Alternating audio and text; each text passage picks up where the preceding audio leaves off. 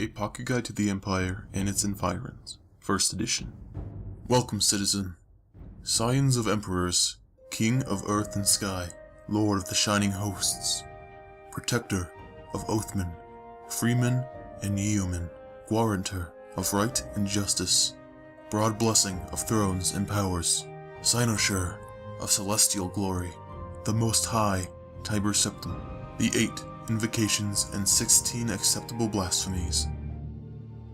To Akatosh, whose perched from eternity allowed the day. To Kinnereth, who returns the masculine breath. To Debella, who pay men in loans. To Archae, who braves the diminuendo. To Julianos, who incants the damned equation. To Mara, who fills the empty and drains the stones. To Zenithar, who provider of our ease. To Stendarr, who suffers men to read. To Boethia, the fount of inspiration. To Hircine, who is half the conscience of men. To Malakath, who speaks all language sideways. To Mehrunes Dagon, whose mistress is blazing sun. To Sheogorath, the comforter of men. To Molag Bal, whose breath is most foul. To Namira, whose works endure forever. To Mephala, who threads the needle with the Heru wives. To Clavicus Vile, who always answers. To Nocturnal, whose touch is meek. To Peryite, whose foundation is falling rock. To Azura, the rim of all holes. To Meridia, who contains the plenum. To Hermaeus Mora, who holds the paper to the light. To Senguin, who tastes the shaven fruit. To Vermina, weaver of the panoply. With the dawn of a new era before us, it is time that we take stock of where we have been and where we are, in order to better illuminate the way ahead.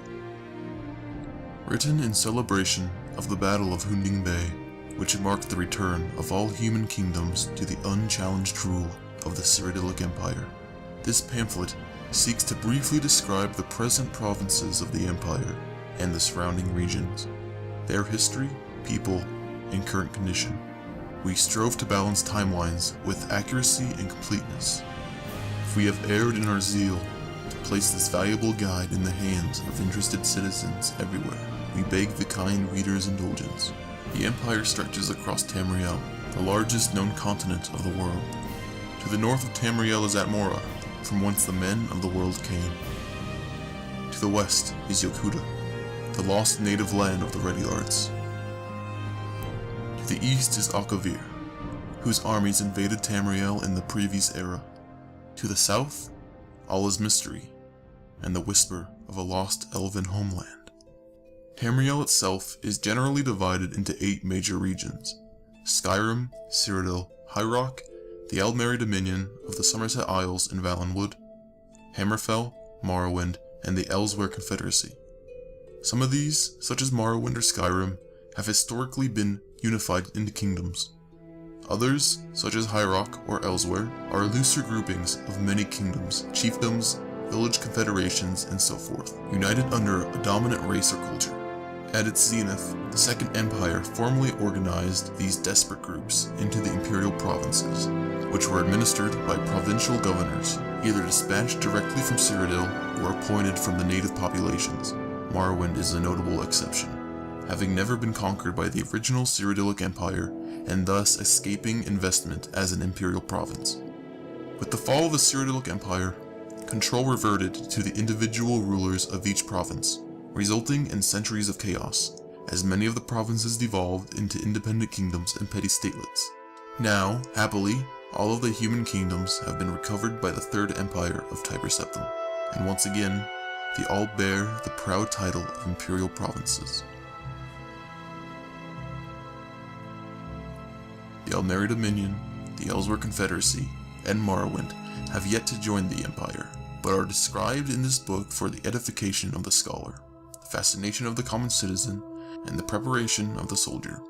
The Third Empire is yet in its youth, and who can predict what new horizons might yet greet the dawn under the red diamond banner?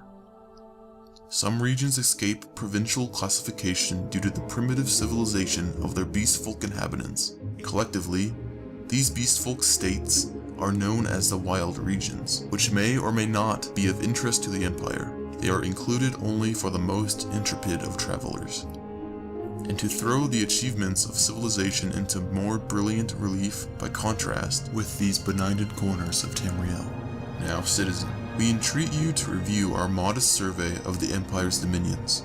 If it entertains and edifies, reflect not upon the humble labors of this scribe, but on the gracious benevolence of our beloved Emperor, whose very name is the ambrosia upon our tongues, who in his wisdom has ordained that this survey be created and distributed among the earnest and wise people of Tamriel, that they might better understand the glories and challenges of these lands and dominions, and that they might better appreciate the great burdens and rulership he bears in our names and such fortitude.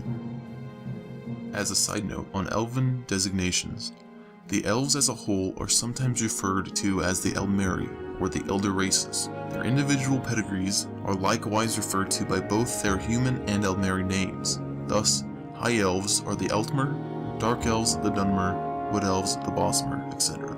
Mer is also used to denote a single elf. Words that designate an elven member of a profession or trade can therefore correctly be said as craftsmer, for example, noblemer,